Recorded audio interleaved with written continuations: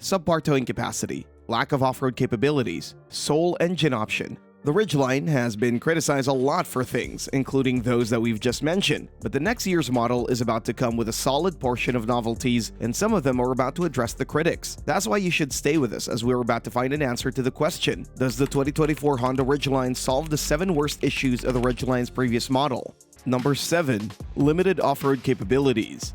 The Ridgeline benefits a lot from its pilot roots and that unibody platform. Compared to traditional body-on-frame pickups, it offers superior comfort, handling, and overall driving experience, but only on the road. Once you get off-road, things become the opposite, because the Ridgeline has never had a dedicated off-road version. Well, this is going to change with the 2024 Ridgeline, as the Japanese manufacturer is finally bringing an off-road-oriented Ridgeline. Just like its SUV relatives, the Pilot and Passport, the Ridgeline will also come in the trailsport version with some pretty nice off-road upgrades. Of course, we don't expect it to be as off-road capable as the Tacoma TRD Pro, Chevy Colorado ZR2, and other body-on-frame monsters, but the overall performance should actually be pretty decent, because there is a nice suspension upgrade with new dampers, coil springs, and a subtle but notable 1-inch suspension lift. The list of upgrades continues with skid plates and all-terrain tires, as well as a new camera-based system called the Trail Watch. In terms of the drivetrain, the all-wheel drive system gets significant upgrades as well. First of all, there's the new trail drive mode that optimizes traction, while there's also completely new trail torque logic system, which acts like some kind of a locking differential, because it is able to send 75% of power and torque to the wheel with the best traction and help in some quite challenging off-road situations. This is one of the issues we can consider solved, and it is also worth mentioning that the Ridgeline Trailsport is expected to come with a number of exclusive styling details with aesthetics that accentuate the model's off-road nature: a bold grille, black cladding around wheels and in other areas, and exclusive color options are just some of the things that come to mind.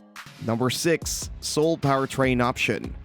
The current Ridgeline comes with Honda's well-known 3.5-liter V6. It is a capable and very refined powertrain that works pretty well in combination with the current 9-speed automatic transmission. But the problem is that this is the only powertrain on offer, while most rivals come with 2 or more engines on offer. For a while, various sources were suggesting a hybrid version to be added to the lineup, but recently, officials clearly stated that no gas-electric version is planned for this pickup, at least not for the current generation. This is also a pretty clear indicator that the following Ridgeline is about to continue with just 1 engine on offer. But does this mean we won't be seeing upgrades in the future? Probably not, because many sources suggest that the 2024 Ridgeline is about to get the same powertrain upgrade as the new Pilot. That would mean a slight power increase of the current V6 from 280 to 285 horsepower, while the max torque remains at 262 pound-feet. Besides a slight power increase, we would expect to see a new 10-speed automatic transmission replacing the 9-speed unit with additional refinement, quicker response, and other improvements.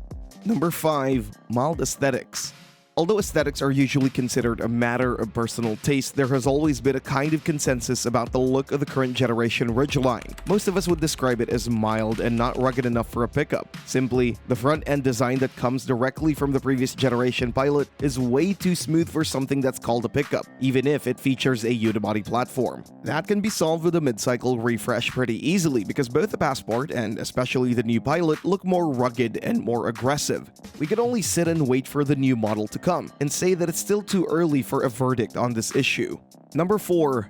Outdated infotainment system. Honda has never been an industry leader when it comes to in-car tech features, but the previous generation infotainment system was much worse than that. It was far behind the competition in many aspects, that it was actually a deal-breaker for a good portion of buyers, even among truckers, which is generally a group that doesn't care too much about this aspect. But the Ridgeline has never been a typical pickup, so it definitely needed something better. The problem with Honda's pickup is that it still uses that old interface. The moment you start it, you'll notice extremely bad graphics and slow response, while the system by itself doesn't feature too many features, other than radio and smartphone integration. The only good thing about it is that there are numerous physical buttons that serve as shortcuts and make the use way easier. At this point, it's still unclear whether Honda prepares updates in this aspect or not, but most sources suggest that the new system won't come before a full redesign, so we could say that this issue won't be solved with the 2024 Honda Ridgeline. Number 3. Relatively small cargo bed. This is a kind of issue that is a product of Honda's design philosophy to offer a pickup that puts focus on comfort rather than utility. So it's obvious that it can't be solved without a complete overhaul. The current model features a 5'4" unit, and to be fair, that's all that short anymore. If you look at the rest of the midsize pickups, there are just a couple of models remaining with long beds on offer. Most manufacturers offer only double cab layouts with beds that are also around 5 feet long. For that reason, we're not sure if this can be called an issue anymore. But what's great about the Ridgeline's cargo bed is its functionality. There are some features you don't get in most pickups, such as the tailgate that doesn't just fold down, but also opens to the side, so loading and unloading is actually much easier in some situations. Furthermore, there's a quite functional compartment underneath the floor, waterproof, and with a capacity of 7.3 cubic feet. The Ridgeline's payload capacity goes between 1,509 and 1,583 pounds, which is rather typical for the segment. Number 2. Limited towing capacity.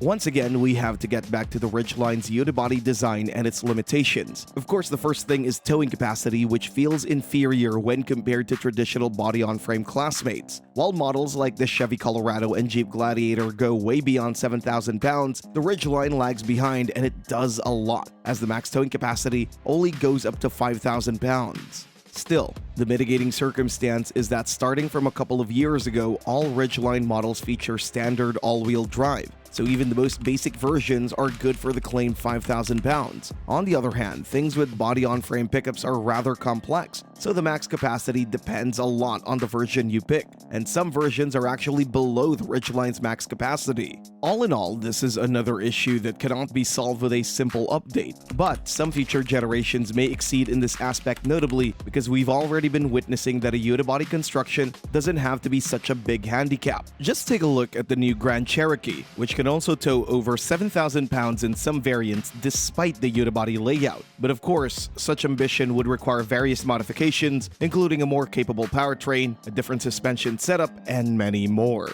Number 1. High starting price.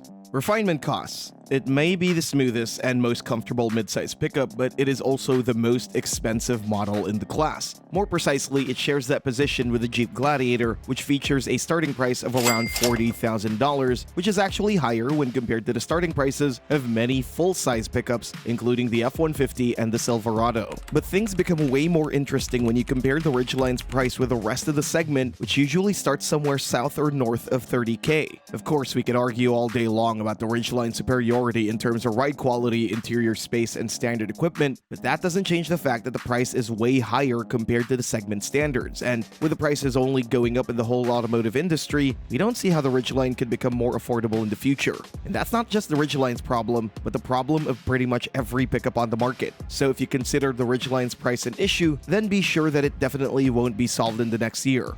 Thanks for watching, and see you next time.